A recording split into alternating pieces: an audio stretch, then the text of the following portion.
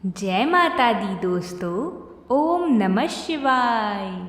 आज हम आपके लिए लेकर आए हैं एकादशी व्रत कथा, जो केवल एक कथा नहीं बल्कि भक्ति, आस्था और मोक्ष का मार्ग दिखाने वाली प्रेरक गाथा है। यह कथा भगवान विष्णु की महिमा का बखान करती है और हमें सिखाती है कि कैसे उनके चरणों में श्रद्धा रखने से जीवन के सभी कष्टों का अंत हो सकता है। आइए इस दिव्य कथा के माध्यम से भगवान विष्णु की कृपा और एकादशी व्रत के महत्व को समझें। अंत तक हमारे साथ जुड़े रहिए, क्योंकि यह कहानी न केवल आपके मन को शांत करेगी बल्कि आपके जीवन को एक नई दिशा भी देगी। तो चलिए कथा की इस पवित्र यात्रा की शुरुआत करते हैं। एक बार युधिष्ठिर महाराज ने कहा, हे विष्णु, सबके स्वामी, हे तीनों लोकों के आनंद, हे संपूर्ण ब्रह्मांड के स्वामी, हे सृष्टि के रचयिता, हे सबसे पुराने व्यक्तित्व, हे सभी प्राणियों में श्रेष्ठ, मैं आपको अपना सबसे अधिक सम्मान पूर्वक प्रणाम करता हूँ। हे देवों के देव, सभी जीवों के लाभ के लिए कृपया मेरे कुछ प्रश्नों का उत्तर दें। मार्गशीर्ष महीने के शुक्ल पक्ष के दौरान आने वाली एकादशी का क्या नाम है और सभी पापों को वह कैसे दूर करती है? कोई इसे ठीक से कैसे मना सकता है और उस सबसे पवित्र दिन पर किस देवता की पूजा की जाती है? हे मेरे भगवान, कृपया मुझे इसे पूरी तरह से समझाइए।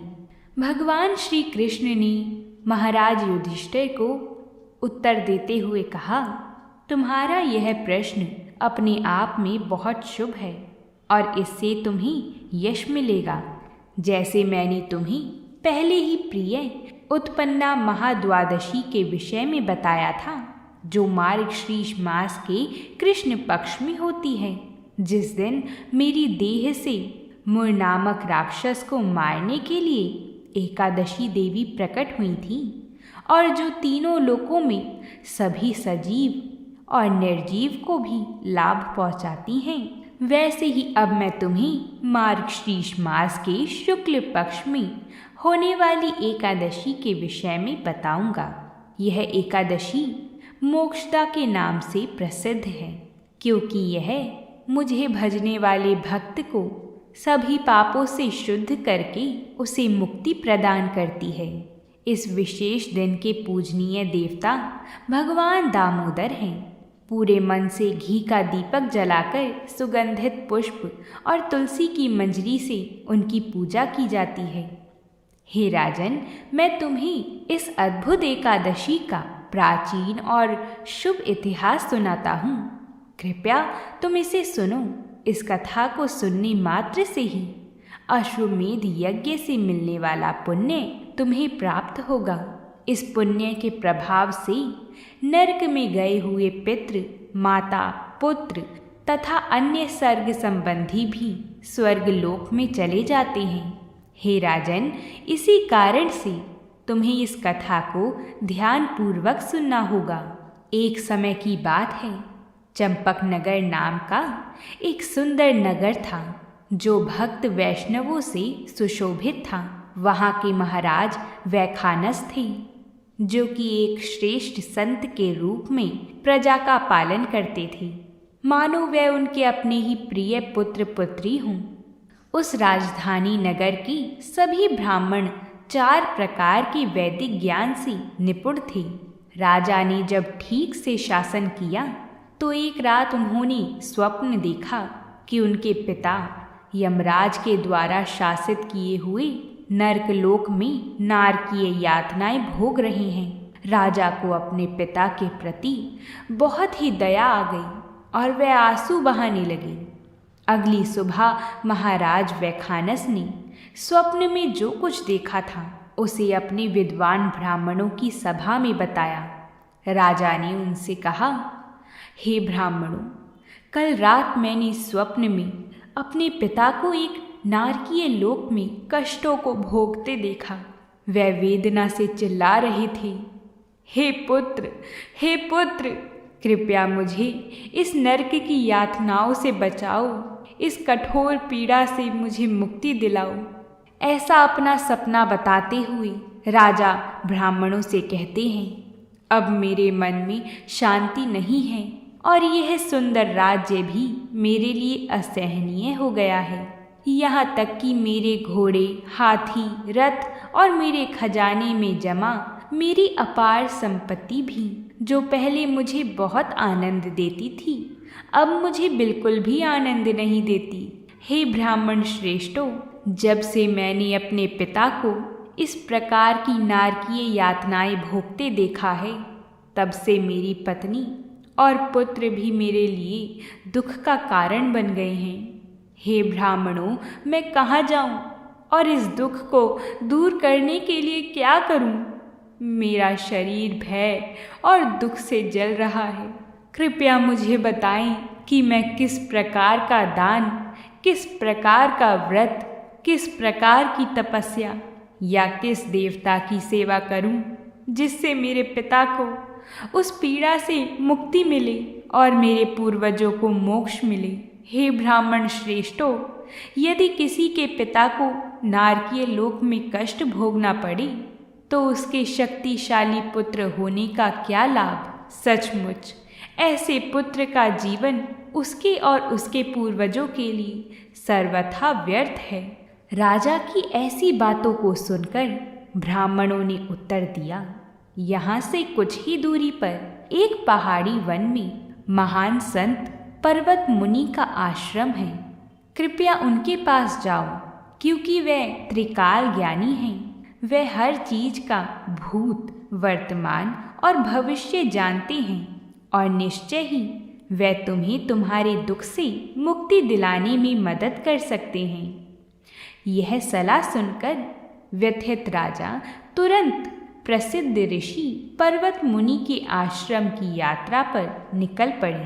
पर्वत मुनि का आश्रम वास्तव में बहुत बड़ा था और वहाँ 4 वेदों के पवित्र भजनों का जाप करने में कुशल कई विद्वान ऋषि रहते थे। पवित्र आश्रम के पास पहुंचकर राजा ने देखा कि पर्वत मुनि सभी बहुत से ऋषियों की सभा में एक और ब्रह्मा या व्यास देव की तरह बैठे हैं। उसी समय महाराज ने मुनि को अपना विनम्र प्रणाम किया। पहले अपना सिर झुकाया और फिर अपने पूरे शरीर को उनके सामने झुका दिया। राजा के सभा में बैठने के बाद पर्वत मुनि ने उनसे उनके विशाल राज्य के 7 अंगों यानी उनके मंत्री, उनका राजकोष, उनकी सैन्य शक्ति, उनके सहयोगी, ब्राह्मणों, किए जाने वाले यज्ञ और उनकी प्रजा की आवश्यकताओं के कल्याण के बारे में पूछा। मुनि ने उनसे यह भी पूछा कि क्या उनका राज्य कष्टों से मुक्त है और क्या सभी लोग शांतिपूर्ण, खुश और संतुष्ट हैं। इस प्रश्नों के उत्तर में राजा ने उत्तर दिया, हे महाप्रतापी और महान ऋषि, आपकी दया से मेरे राज्य के सभी 7 अंग बहुत अच्छे से चल रहे हैं। फिर भी हाल ही में एक समस्या उत्पन्न हुई है और इसे हल करने के लिए मैं आपकी विशेषज्ञ सहायता और मार्गदर्शन के लिए आपके पास आया हूँ। राजा ऐसा कहकर चुप हुआ ही कि तभी सभी ऋषियों में श्रेष्ठ पर्वत मुनि ने अपनी आंखें बंद की और राजा के भूत, वर्तमान और भविष्य का ध्यान किया। कुछ क्षणों के बाद उन्होंने अपनी आंखें खोली और कहा, तुम्हारे पिता एक महान पाप करने का परिणाम भुगत रहे हैं और मैंने जान लिया है कि यह क्या है। तुम्हारे पिता ने अपने पिछले जन्म में अपनी पत्नी से झगड़ा किया था और उसके मासिक धर्म के दौरान उसके साथ जबरन यौन संबंध बनाए थे। उसने उसके प्रयासों का विरोध करने और उसे रोकने की कोशिश की और यहाँ तक कि चिल्लाया कि कोई मुझे बचाओ।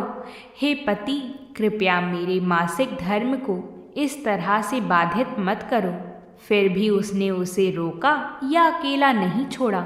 यह इस घोर पाप के कारण है कि तुम्हारे पिता अब इस तरह की पीड़ा की नारकीय स्थिति में पड़ गए हैं। अब उन्हें अपने पाप कर्मों का फल तो भोगना ही पड़ेगा। ऐसी बात सुनकर राजा थर थर कांपने लगे। राजा ने तब कहा, हे महामुनि, मैं किस व्रत या दान की विधि से अपने प्रिय पिता को ऐसी स्थिति से मुक्त कर सकता हूँ? कृपया मुझे बताइए कि मैं उनके पाप कर्मों के बोझ को कैसे दूर कर सकता हूँ, जो उनके अंतिम मुक्ति की ओर बढ़ने में बड़ी बाधा है। पर्वत मुनि ने उत्तर दिया, हर मनुष्य को अपने द्वारा किए गए पाप और पुण्य कर्मों का फल भोगना ही पड़ता है। कर्मों का फल कभी भी व्यर्थ नहीं जाता। लेकिन फिर भी अगर तुम अपने पिता के लिए कुछ करना चाहते हो तो भगवान की शरण हो जाओ। केवल भगवान और भगवान का नाम ही है जो तुम्हें और तुम्हारे पूर्वजों को इन यातनाओं से बचा सकते हैं। जब कोई जगत के पालनहारी श्री हरि की शरण हो जाता है, उनको पूर्ण रूप से समर्पित हो जाता है, तो उसके सभी पाप और पुण्य कर्मों को भगवान का नाम भस्म कर देता है। भगवान का नाम भगवान से भी ऊपर है। मार्गशीर्ष महीने के शुक्ल पक्ष के दौरान मोक्षदा नामक एक एकादशी होती है। यदि तुम इस पवित्र एकादशी को पूर्ण व्रत के साथ विधि पूर्वक मनाओगे तथा इससे प्राप्त हुए पुण्य को सीधे अपने पीड़ित पिता को दोगे, तो वह अपने कष्टों से मुक्त हो जाएंगे तथा तुरंत मुक्ति पालेंगी। यह सुनकर महाराज ने महान ऋषि को बहुत धन्यवाद दिया और फिर अपना व्रत करने के लिए अपने महल में लौट आई। हे युधिष्ठिर, जब मार्गशीर्ष माह का शुक्ल पक्ष आखिरकार आया, महाराज विखानस ने एकादशी तिथि के आने का ईमानदारी से इंतजार किया। फिर उन्होंने पूरी आस्था के साथ अपनी पत्नी, बच्चों और अन्य रिश्तेदारों के साथ एकादशी का व्रत रखा। उन्होंने कर्तव्य निष्ठा से इस व्रत का पुण्य अपने पिता को दिया और जैसे ही उन्होंने व्रत का पुण्य अर्पण किया, देवताओं ने सुंदर फूलों की पंखुड़ियों की वर्षा की जो आकाश में बादलों के पीछे से झांक रहे थे। राजा के पिता की तब देवताओं के दूतों द्वारा प्रशंसा की गई और उन्हें स्वर्ग में ले जाया गया। जैसे ही वे अपने बेटे के पास से गुजरे, तब उनके पिता ने राजा से कहा, मेरे प्यारे बेटे, तुम्हें सभी शुभ हो, तुम्हारा हमेशा कल्याण हो। अंत में वे स्वर्ग लोक में पहुंच गए, जहां से वे अपने नवर्जित पुण्यों से फिर से श्री कृष्ण और भगवान श्री हरि की भक्ति कर सकते थे और समय आने पर भगवान के धाम वापस लौट सकते थे। हे पांडु के पुत्र, जो स्थापित नियमों और धर्मों का पालन करते हुए पवित्र मोक्षदा एकादशी का सख्ती से पालन करता है, उसे मृत्यु के बाद पुण्य और पूर्ण मुक्ति मिलती है। हे युधिष्ठिर, मार्गशीर्ष महीने के शुक्ल पक्ष की इस एकादशी से बेहतर कोई उपवास का दिन नहीं है, क्योंकि यह एक स्पष्ट और पाप रहित दिन है। जो कोई भी इस एकादशी व्रत को निष्ठापूर्वक करता है, जो सभी चिंतामणि के समान है, उसे विशेष पुण्य की प्राप्ति होती है, जिसकी गणना करना बहुत कठिन है, क्योंकि यह दिन मनुष्य को नारकीय जीवन से स्वर्ग लोक में ले जा सकता है। और जो व्यक्ति अपने आध्यात्मिक लाभ के लिए एकादशी का व्रत करता है, उसे यह भगवान के पास वापस ले जाता है तथा उसे इस भौतिक संसार में कभी वापस नहीं आना पड़ता। बोलिए भगवान श्री कृष्ण की जय हो।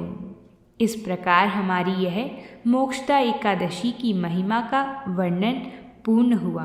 अब हम आज की कथा को यहीं विराम देते हैं।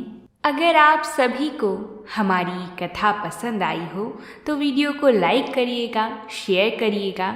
साथ ही में अगर आप हमारी और कथाओं को सुनना चाहते हैं तो हमारे चैनल पर जाकर ज़रूर सुनिएगा। हम व्रतों से जुड़ी कथाएं आप सभी के लिए लाते रहते हैं। प्रेम से बोलिए जय माता दी।